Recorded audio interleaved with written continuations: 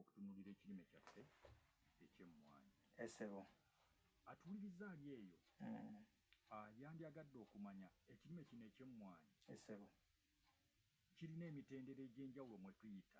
esebo tugenda tutandikira ku katono omutendera ogwa nursery bed. esebo nursery bed kubanga emmwanyi tetugisimba busimbi mu main garden. esebo twagala tutandikire mu nursery bed. esebo omuganda gyayita emmerezo.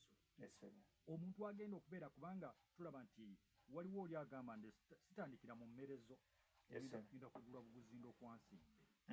ate nga nawali tulaba waliwo ddiiru yaawo ey'amangu nti olumezesa bwe n'otunda n'oganyulwamu. ampuliriza ali eyo ayagala kumanya omutendera guno ogwa nursery bed tugukwata gutya era tutandika tutyo yanaatandikira mu mmereza awo bwe tuba tutandikira. Nja kuddamu nkwebaze mukulu Mulinda Buruhane nno obeera kojja wange maama wange yeddira Ngabi ate nze nno ndi eri mu bambwa. Then eyo tujja kusyogerako ala kubanga mbadde Mulinda mbadde mumanyidde eno naye nga nja kusooka okwebaza ddala Mukama Katonda naye zifaanagana era tekirina buzibu. Mukama Katonda atusobozesezza okubeera wano olunaku olwaleero. Nenjizaako administration ya Mama FM kufuwanga omukisa okujja okwogera n'abantu baffe abatuwuliriza. Then abatuwuliriza yonna gye musinzidde ewala eyo abantu abali e Mukono, Kampala, Wakiso, Luweero, bitundu bingi mwena bataddeko Kayunga, mwebale yenno gye nsibuka. Mwebale kubanga mubeerako mutugoberera. Ombuuziza ekibuuzo ekirungi kubanga ekintu kyetaagisa omuntu n'amanya tuleme kwogera ku kintu nga tubuukidde kibuuke tulina tukitandikidde tukive mu grassroot kuba kati ffe obumanyirivu bwaffe aba Amula Biotech ngene nabanyonyoddeko kampuni ene ekola ennyo okunoonyereza ku nnima ennungi ebintu ebirima cash crops oba ebirime byetujjamu ssente ne byetujjamu emmere. Tutunula nnyo okubanga tumeze ekintu okuva egitandikira mpaka eno gye tukijjamu product oba ekintu oba emmere oba ssente. Ate oluusi ng'omuntu tumusomesezza ekigattako omutindo sigamba nti ogenda kitundira ku nnimiro.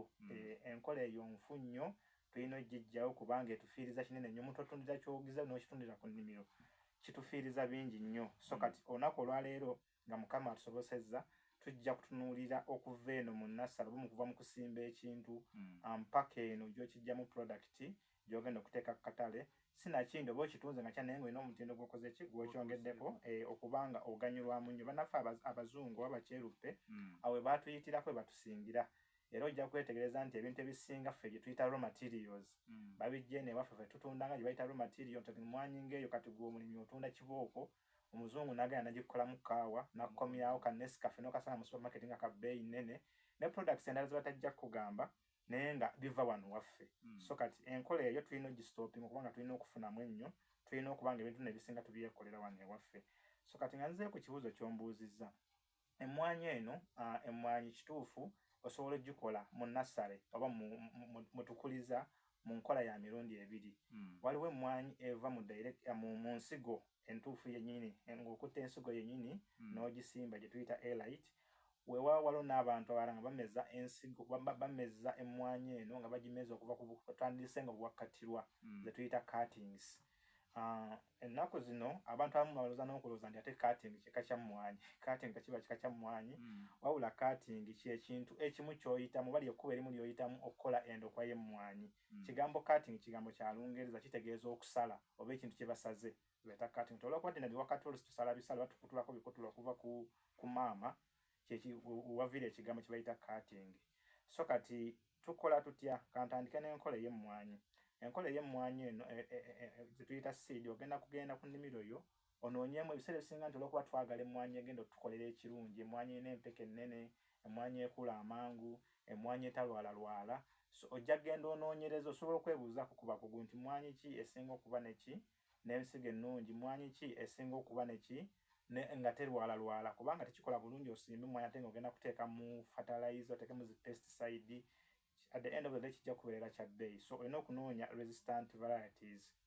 Kati w'ogifuna eyo okwata emmwanyi eyo n'ogisimba okolayo kapooti oba tukayite ntya mu lulimi olwaffe olwa wano akaveera tubumanyi obuveera obwo bali tukoleramu endokwa obuveera obwo olwedde baba bataddemu eddagala ettaka lyo ettaka eryo oba